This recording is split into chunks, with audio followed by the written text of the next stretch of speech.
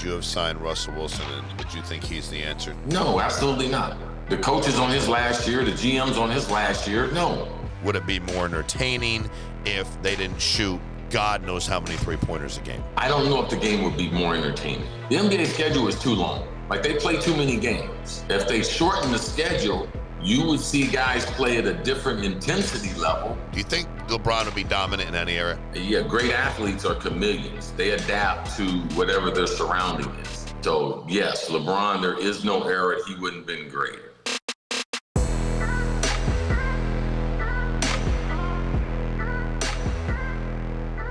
All right, guys, welcome to episode number 44, Fully Loaded. How you doing, Cris? What's up, bro? Nada, man. We're traveling. You're doing your thing, so we are doing this virtually. I appreciate you you accommodating us. Well, no, we got to make it work. 100% every week. It's not our best operation, but the content still will be good. That's exactly right. Well, let's start with something that everybody appears to be talking about, and I want your opinion on this.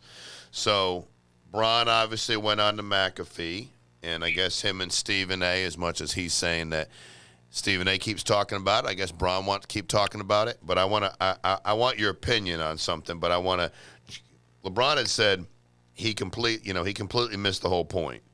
Never would I not allow somebody to do their job and criticize players, what they do on the court. That's their job to criticize. All part of the game. But when you take it and get personal with it, it's my job to not only protect the players, but my household. Then he went on to say he's going to get home and grab himself some ice cream out of the fucking freezer and sit in a chair in his tighty whities on the couch. Relax, bro. So he had his. He said he's on a Taylor Swift tour right now, talking about it.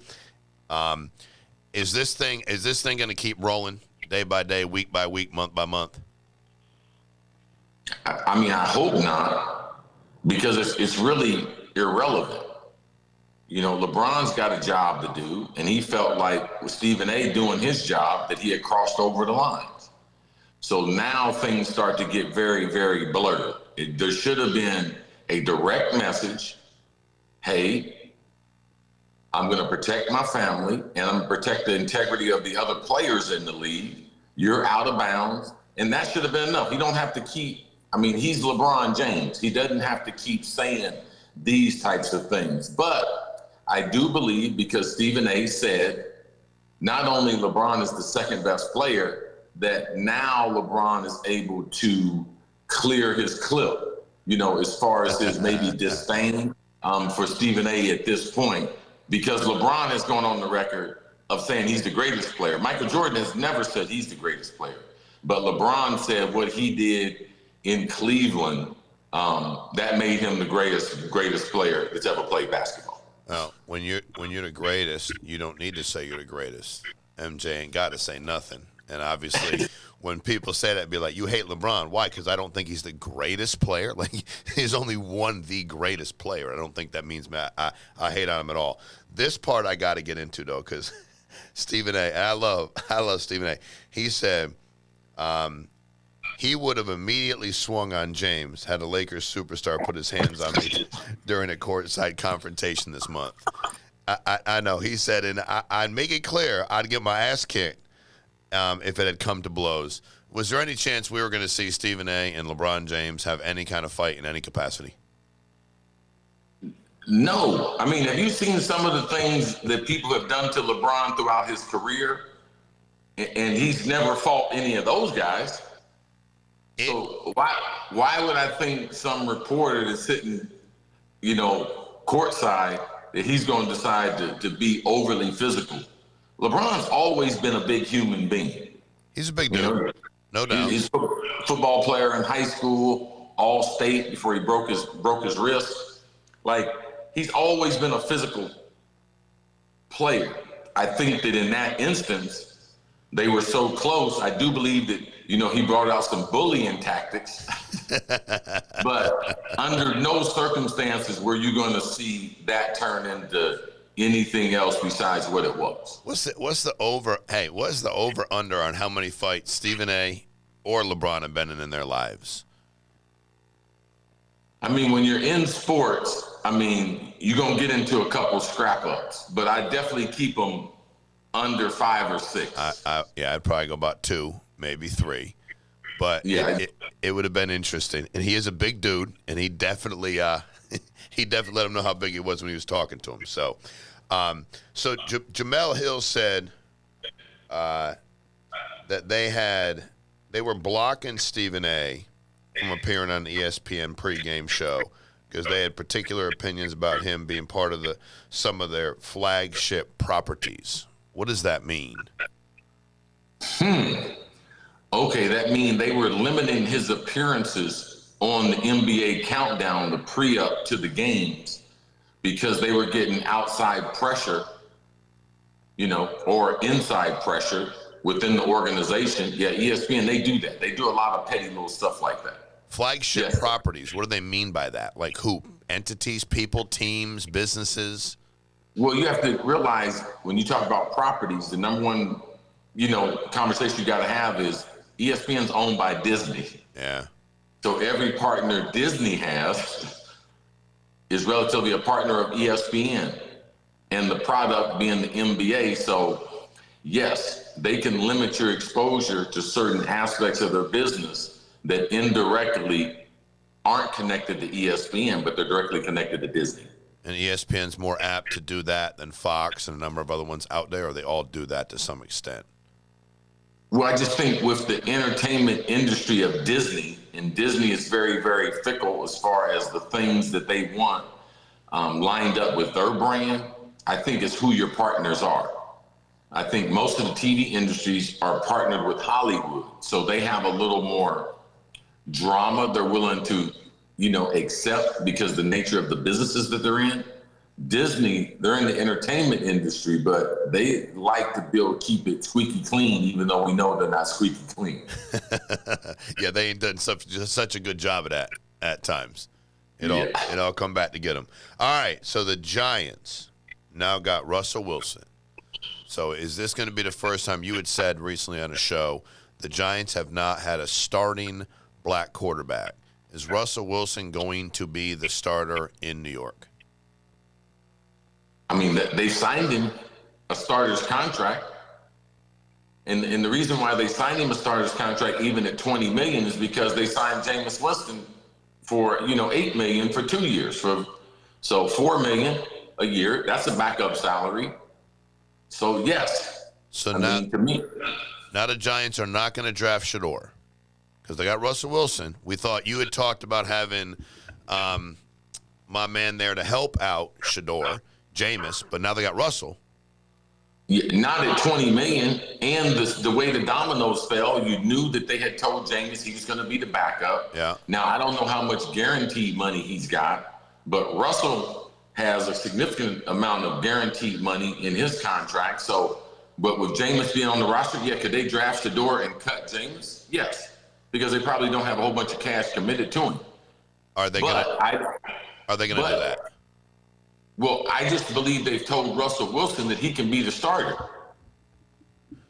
Now, just like Kirk Cousins signed last year with Atlanta for a significantly more money than what Russell got with the Giants, and then he was benched after they drafted, Michael Penix number 8. Yes. If you were the Giants, Jim, would you have signed Russell Wilson, and would you think he's the answer to your problems as a starting quarterback in New York? No, absolutely not. The coach is on his last year. The GM's on his last year. No, they're trying to do a retread. But if I'm the coach, I'm getting Shedeur, so the organization gives me a little more patience. He's the second best quarterback. I'm in quarterback purgatory. I'm going to draft Shedeur. That to me was a no-brainer.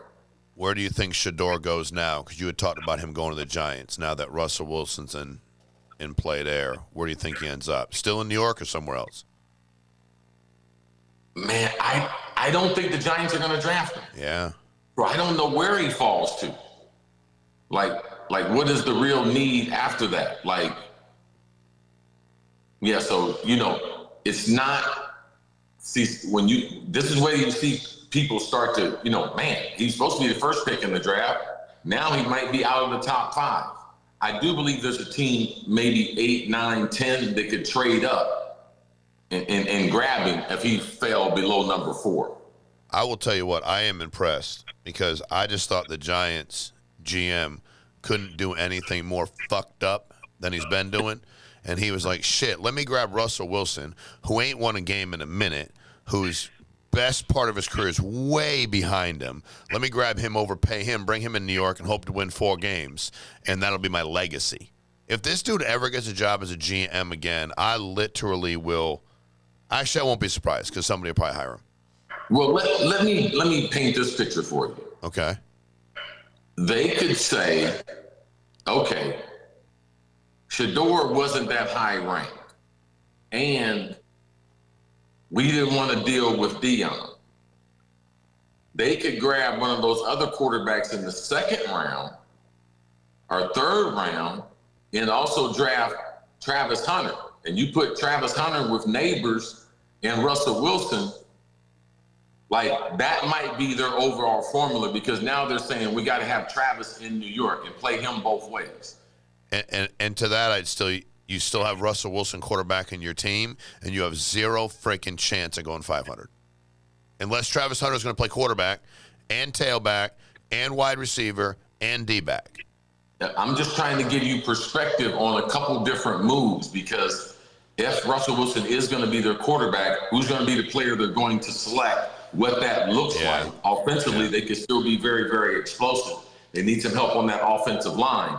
But Neighbors and oh man, Neighbors is amazing. Like, he had an amazing rookie season, and to be able to partner him with Travis, that would be electricity. There in Jersey. I would listen. It would be electric. I just think they're still gonna have a hard time. Somebody got to throw Travis the ball. Somebody's got to get it out and throw him. I don't know. And also dealing with Deion, I would be, if you are tumbling, you need nothing but attention. You need something that's shocking. I mean, Deion would bring plenty of attention. There'd be plenty going on there in New York, whether you think you like it or not. Deion's got his hands full, man. Deion's a football coach too. I know he's busy, bro. He just got signed for a big bag. I wouldn't be concerned about Deion one bit. You know who's concerned about Deion? People with low self-image. You know who's concerned about people with a good, healthy self-image? People with a low self-image.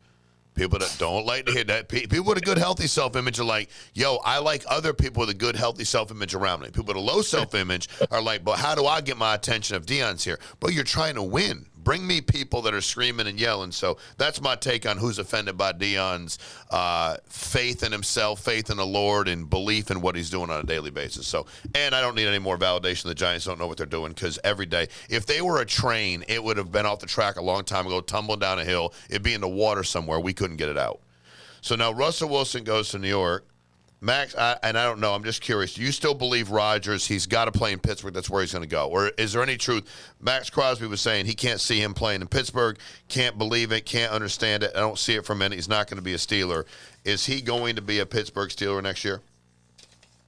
Well, I mean, there's not a lot of doors going to be open to Aaron Rodgers.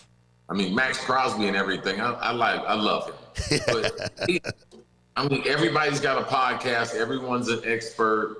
Like, when you don't have anywhere else to go, and if you want to play football, you'd be surprised at what teams you would go play for. And I think the Pittsburgh Steelers are a lot better mix than him when he decided to go to the Jets 2 years ago. I would agree with that. I mean, you know you're going to have a top 10 defense. You know you have a proven commodity in Mike Tomlin. Yeah. You know, those are the things. DK Metcalf getting there with Pickett, man, that's a nice combination. So he's got a lot of things he needs to be thinking about that are real possibilities there in Pittsburgh, regardless of Max Crosby looks in his crystal ball and sees it happening or not. That is true. All right, well, here's the good news for the Dolphins, bro. In case you were worried about the Miami Dolphins, being I'm a Southern Florida guy, all our problems are solved. Because if Tua gets hurt, we got Zach Wilson, who in his mind, I read this and I felt like I need to call him and make sure he's okay, because he said I can be a starter in the league, which he should say that. I understand that. And so I'm going to put myself in a position. Zach Wilson, Tua, unfortunately, has been hurt, and I watch him when they grab him up and scoop him up and sack him. I'm nervous for him. I want him to be okay, and I know he can be hurt. So secondarily, I'm nervous for the Dolphins. Zach, please tell me, Cris, that Zach Wilson is not the backup quarterback to Tua, and that's what they're going to roll into the season with. And Tua could get hurt, and this is the guy that's going to run the program. All that is true, but this is what you have to realize. See, I have more faith in Coach McDaniels to be able to groom other quarterbacks. The other quarterbacks he had as backup, they didn't have the arm strength or necessarily the timing that Tua has. And just like we saw Kevin O'Connell there in Minnesota, what he's done with the backup quarterbacks, what he did with Kirk Cousins, what he did with Josh Dobbs, what he did with Sam Darnold, those things are real. So I do believe that coaching is the most underrated skill in the NFL. Like, we really underrate it because we don't know how to measure it. I know how valuable it is. So I put a higher quotient on that. So I believe McDaniels can be able to get more out of him because he has great arm talent. I mean, he's got a strong arm. He's got a quick enough release. He just needs confidence in his reads, confidence in the guys that he's throwing to, because the receivers you'll have in Miami will be the best receiving core, and this system will be the best passing system that he's been in. So I do believe that people like Sam Darnold can resurrect their career. Myself, I didn't make my first Pro Bowl until year number 7. So I do believe that you can be a late bloomer in pro sports for a number of different reasons.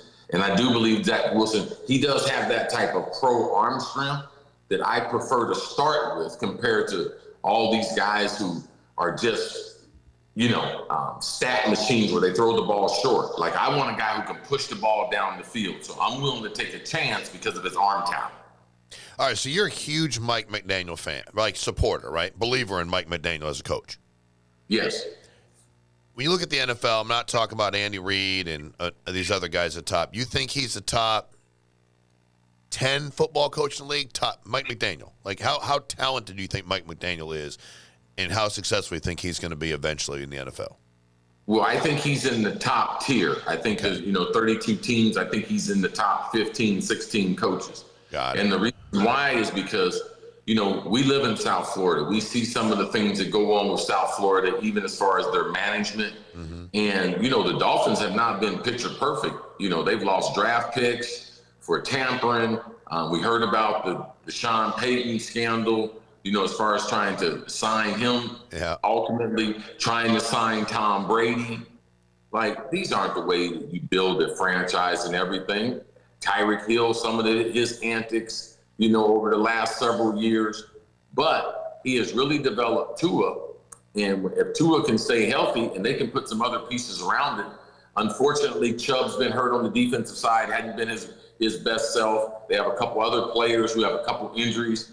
Jalen Ramsey is one of the top 5 cornerbacks we have in the league playing for that defense. So they have good personnel. They just need to keep adding a couple pieces, and they're not that far away. Got it. So before we move on to the NBA, Deion did sign. You talked about it. Wait, time out. Yeah. That last statement, I believe, you just blew me off, man. You don't even believe that. No, you're like, okay, I'm going to this place. Cris is crazy. I don't believe it at all. I love you, and you're a Hall of Fame guy in the NFL, so I'm totally on your side, but I don't believe it at all. I can't even acknowledge it, so I just moved on to the next topic. I was trying to be respectful. I'm like, I ain't going to do that, and hey, we'll see if he's right, because he's in the damn Hall of Fame, so I'm going to go. I ain't trying to be Max Crosby, like, got my own opinion on something, but no, bro, I'm not in. I didn't buy any of it. I was listening to every word you said, but not believing any of it. But I was listening out of respect to everything you said, but I'm like, no, there's too many things yanking me back, thinking that ain't remotely going to happen. So, no. But we'll see. We'll see. But I love you. Okay. All right.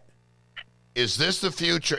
Coach Prime is different, but he gets a 5-year, $54 million deal. So $10.8 million per year, and only the way that Coach Prime would do it. I like it. Did you see his Instagram? He put how much I get a year, how much I get a month, how much I get a day, how much I get an hour. Are we going to see these massive college football coaching contracts as well? Is that going to roll with everything else that's happening here? If I'm in the Big 12, now Prime is the highest paid coach. Only a couple million behind Ryan Day in the national championship there at Ohio State. I'm definitely going to, I think Prime is 14 and 13 in 2 years there. If I'm above 500, I'm going to talk to my athletic director and say, you got to tighten me up. You got to freshen me up. And they're going to be. But I thought what Prime did was great for the coaching game.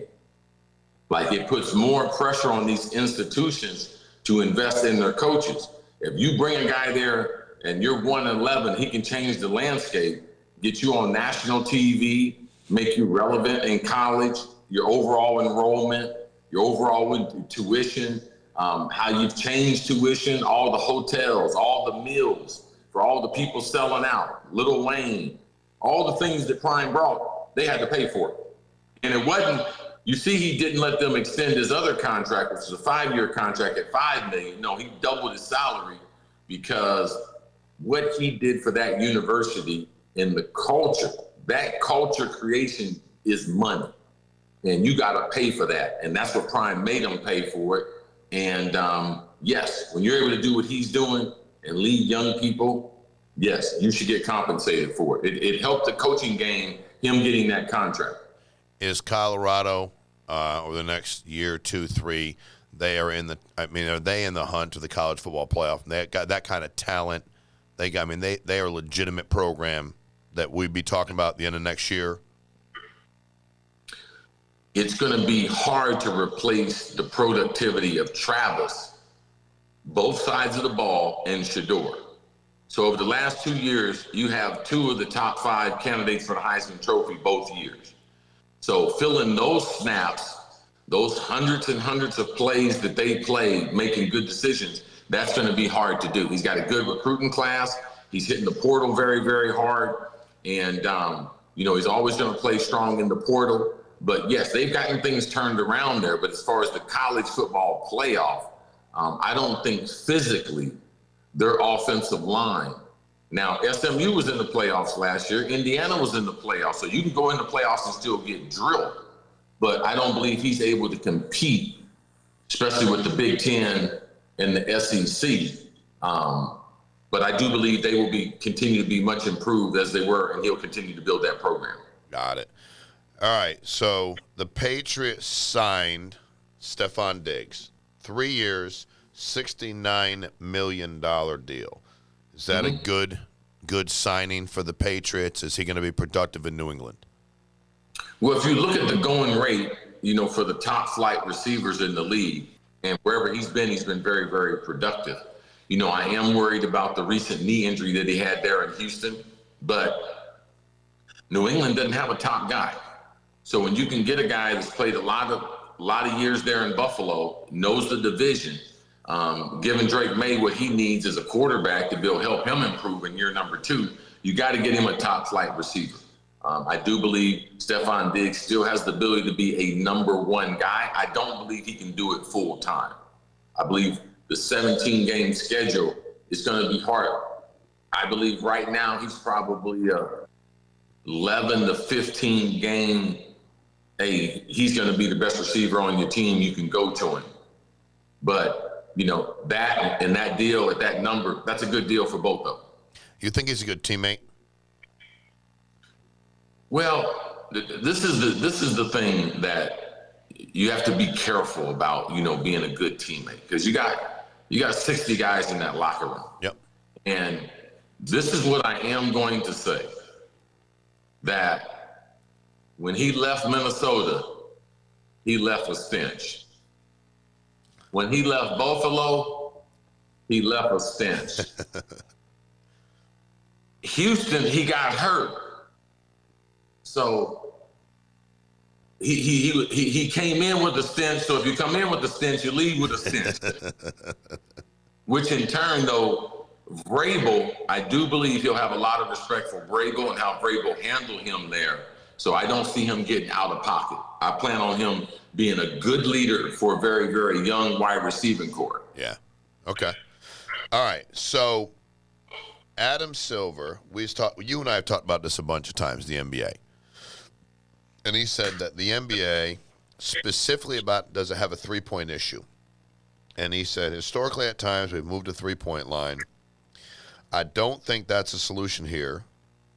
Then I think when we look at both the game and the data, I think we may not necessarily create more mid-range jumpers if that's what people want, but we'll clog under the hoop. Then he added, which I thought was an interesting statement, I watch as many games as all of y'all do. Like, dude, you're in charge. You don't need to validate how many games you watch. And to the extent that it's not so much a three-point issue, but some of the audience, some of the offenses start to look sort of cookie cutter, and the teams are copying each other. I think that's something we should pay attention to. Do you think that this is a three-point? Would we solve anything? Would this game be more fun to watch? Would it be more entertaining if they didn't shoot God knows how many three-pointers a game? Well, I don't know if the game would be more entertaining.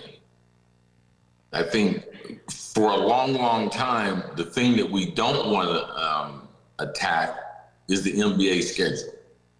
The NBA schedule is too long. Like, they play too many games. If they shorten the schedule, you would see guys play at a different intensity level, which in turn would bring back not necessarily the 80s or the 90s, but we would have more playoff-ish basketball. Because basketball is going to get real exciting next month. Yep. You know, so yeah, we go through this law, those 40 games, all right? The first 20 games are exciting, but you're competing against the NFL and college football, so who cares? Then they have this in-season tournament. Come on. And then we have that big law where guys are just playing out the string, traveling around those 40 games in the middle. And then at the end, you got a 20-game push. That's the NBA schedule. I love the playoffs, but they start too early because no owner is trying to give up any of his 41 home dates. You know, like, so if you had to cut the season by 20 games, you got to give up 10 home games. So all that revenue is going out. Will they do that for the product? No, they're not going to do that for the product. So when you look at the NBA now and you look at the postseason, I was watching the Bulls. I'd play it for you if we could do this, but we're technologically behind today because of where we are. If we were in the studio, we would do it, or in front of the Shark Tank. The Bulls won on a last-second shot. Giddey threw up a half-court shot. Mm-hmm. And the Bulls, I think, are 33-40, somewhere in there. That's kind of their record. And the announcer, the players lost their minds. They celebrated like they won literally the championship. And then the announcer went on to talk about it's a shot that will outlive all of us. We'll be talking about it forever. It's like, dude, you're 33-40. Nobody will be talking about this in fucking 4 days.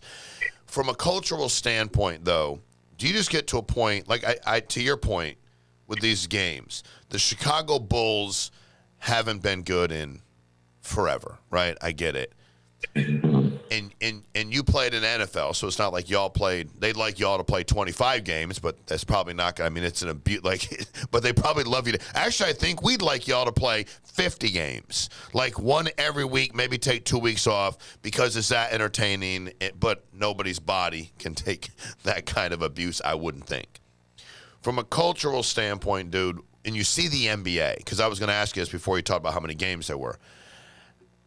How do you set yourself up for 82 games when you know we ain't going to be in the playoffs? We ain't contending.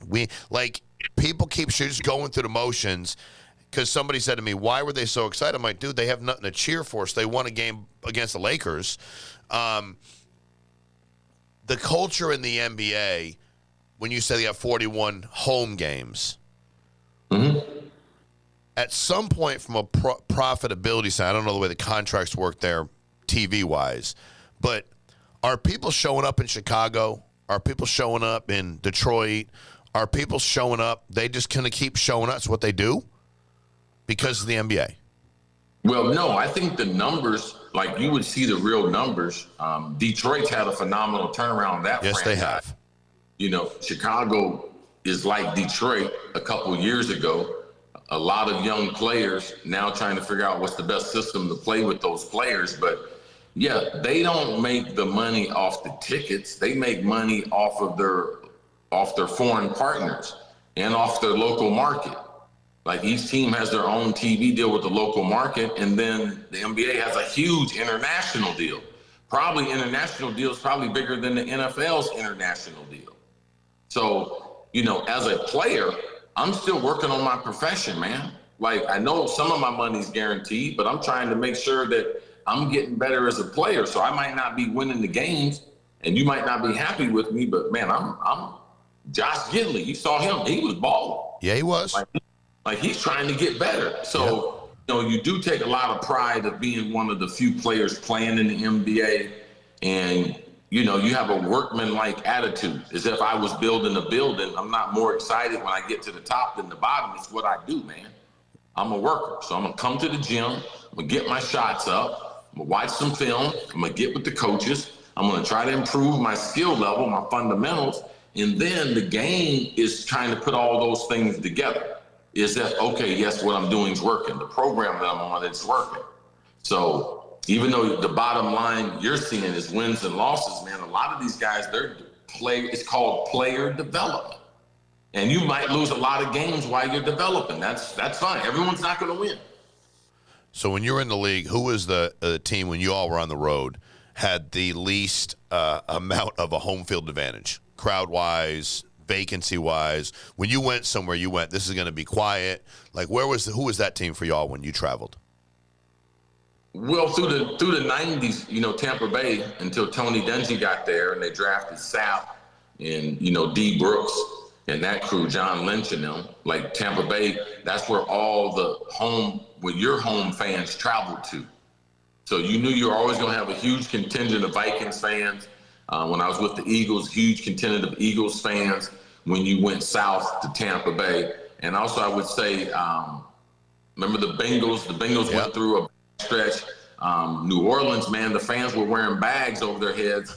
People could travel to New Orleans and get a cheap ticket, watch the game inside, spend time, man, down there getting some food and drinks and libations. So teams like that, yes, they love to travel to. Indianapolis had a bad run there, but yeah, your home fans, they show up to those games because they feel like you're going to put on a show, and especially if it's in warm weather.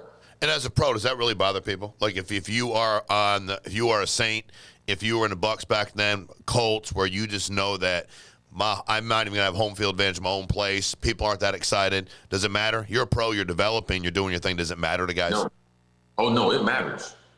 Man, the roar of the crowd matters. When people are yelling at you compared to yelling for you, that's a big difference psychologically. Every player can't handle that. Even if you look at players' numbers throughout their career, and you'll see that only the great players, their players are the same, are better on the road than they are at home. So it's a human condition, man. Everyone needs applause. Everyone needs affirmation. It's like a little void that we all have right in our little chest, and it's got to be filled by human love and appreciation for what you do. And yes, it makes a big difference. It makes a big difference. The fans in Minnesota made a big difference in my career. I mean, they were pulling for me, cheering for me, and they believed in me, and they never let up. They never faltered in what they thought about me and my ability. Love it. All right, we're going to end with this. College basketball. It appears that Duke is definitely a force to be reckoned with, obviously. That you still obviously going to stay with your pick because they're just rolling everybody over. Yep. That's a different program. Did you watch Texas Tech and how they managed to lose that game to Florida? Man, I mean, it took an amazing performance by the Florida guard himself. He just took over those last 2 minutes of the game. But Texas Tech, I was very, very impressed. And I've been watching them closely, too, because that's where, Coach Kidd came from. The head football coach at FAU now, we're dealing with him. So I know he's a huge fan of Texas Tech. He's got a couple degrees from Texas Tech. His dad is the track coach at Texas Tech for over 20 years. So, yeah, I watched them. I love the way they played the game. Man, I mean, you can say that they blew it, or you can say Florida and their size and shot-making ability at the end was able to overcome a good performance by Tech. Well, Tech manhandled them for a while. I mean, and then when they were up with 2, I think it was 96% probability with like 3, they were going to win. And the guard did. I mean, I get it. They hit some. But at some point in time, you know how good that kid is. Everybody in the place knows how good that kid is. And how is he shooting the ball from 3-point? And it's easy to say sitting on my couch watching it. I got that part. But it's like. John, I can tell you, man, he went out of his way to hunt up the 3-point line. They ran a backdoor pick play towards the end. He got the ball 5 feet from the bucket, didn't have a clear shot, and dribbled out to the 3-point line. And every time, those last 3 threes he shot, I mean, he was pulling up before they could even get, I mean, they were contested, but there was nothing he could do. Like, this dude is a pro. There's a reason why he's first team All-American. And they had done a great job for 37 minutes. But, man, those last 2.5, 3 minutes, man, you could see why he's one of the best players in college basketball and why they're the threat, to be able to win it all. No, I understand that it was amazing. I think the kid from FAU hit one before that. Or no, the other kid hit one. Haw, I mean, who? Yeah, the big tall guy. Tall guy. Went up.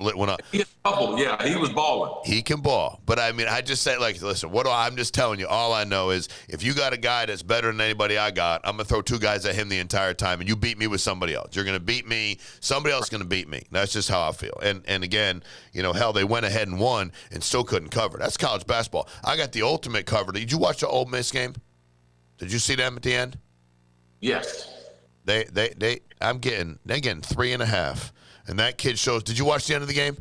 That kid fires up a 3-pointer. It like hits the back of and stands in it and just rolls right in. I was like, that's a cover right there. That's actually, I kind of want to see Ole Miss win, but I was cheering for me when they won. But that was a good beat right there. I'm like walking away from the TV. Boom, that landed in. So we got Florida still. You got Duke. You got, obviously they'll be playing later today. You got Michigan State. So that's gonna be it's gonna be one hell of a Final Four. That's for damn sure. And did you see Paige? She got 40 points. UConn, bro. She's a problem. Yeah, iconic performance. Yes. I mean, she had the 3 going.